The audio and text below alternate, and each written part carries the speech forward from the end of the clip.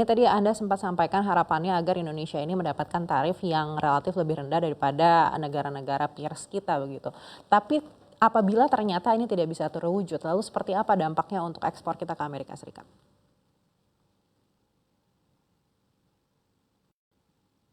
Saya kira pasti dampaknya berat ya buat kita untuk ke Amerika Serikat kalau kita tidak bisa mendapatkan tarif lebih rendah dibandingkan pesaing-pesaing kita.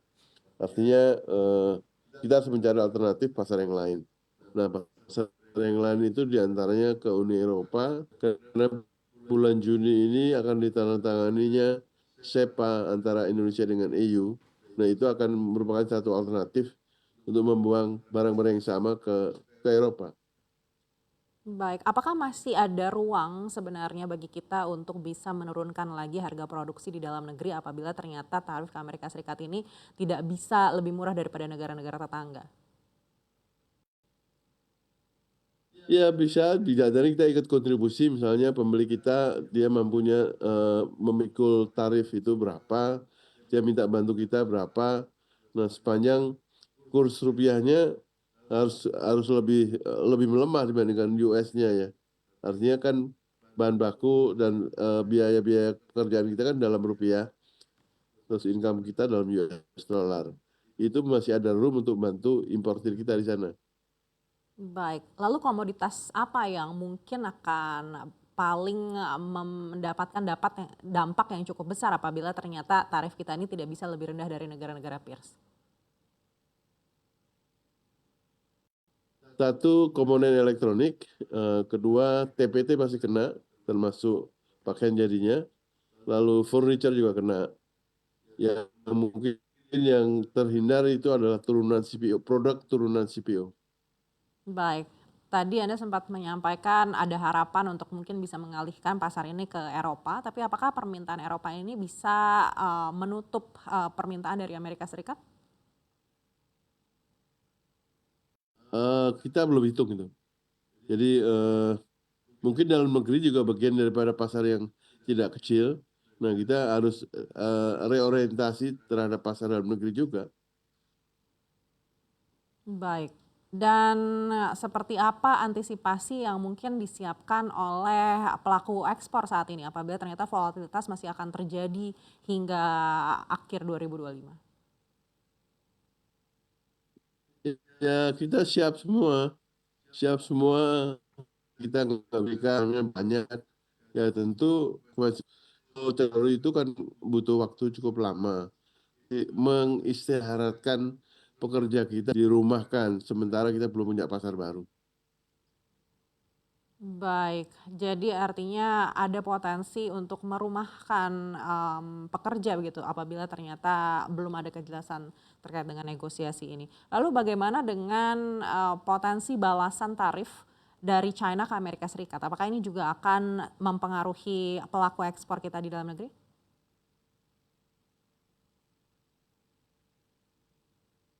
Ya, supply chain itu sekarang dengan adanya kebijakan Trump ini kan jadi porak-poranda lagi ya. Artinya Amerika sendiri juga termasuk membutuhkan barang-barang kecil dari kendaraan mereka juga butuhnya dari 4% yang bikin dari China.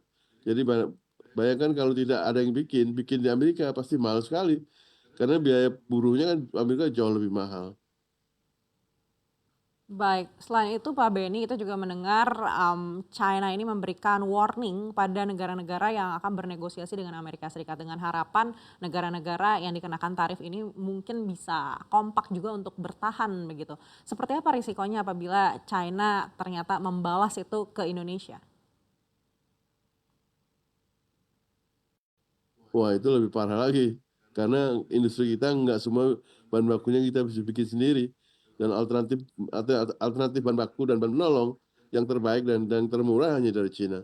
Jadi kalau Cina akan lakukan itu, sementara kita kan polisi pemerintah kan ASEAN ya, itu akan melakukan negosiasi. Baik, apakah bisa kita katakan bahwa posisi Indonesia saat ini terjepit? eh ini seperti game ya, seperti permainan. Pasti ada posisi terjepit, ada posisi yang nggak terjepit. Tinggal kita memainkan peran. Semua negara juga nggak butuh dari Indonesia, yaitu kelapa sawit, CPO, sama batu bara. Itu juga bisa dijadikan satu agunan lah. China tidak akan bermain dengan kita. Baik, lalu strategi apa yang mungkin juga harus disiapkan oleh pengusaha ekspor apabila juga sudah mendengar warning dari China tersebut? Kita belum sampai ke sana ya berpikirnya ya. Karena itu katastrofa banget kalau Cina sampai mewarning dan tidak memberikan izin ekspor bahan baku dan bahan penolong untuk industri Indonesia. Itu berat sekali. Kita bisa, kalau bisa dibikin di luar Cina itu pasti harganya jauh lebih mahal.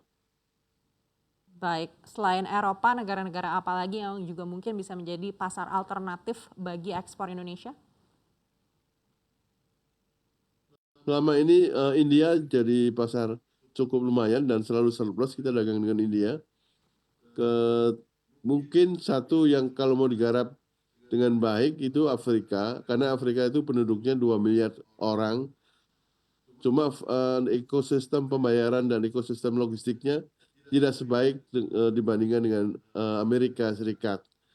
Nah, kalau pemerintah mau serius, pemerintah itu punya dua lembaga yang sebetulnya tugasnya ekspor, yaitu LPI, Lembaga Ekspor Indonesia, dan satunya lagi ASEI, Asuransi Ekspor Indonesia. Nah, itu betul-betul dijadikan motor penggerak ekspor Indonesia dengan masuk ke pasar Afrika yang besar sekali.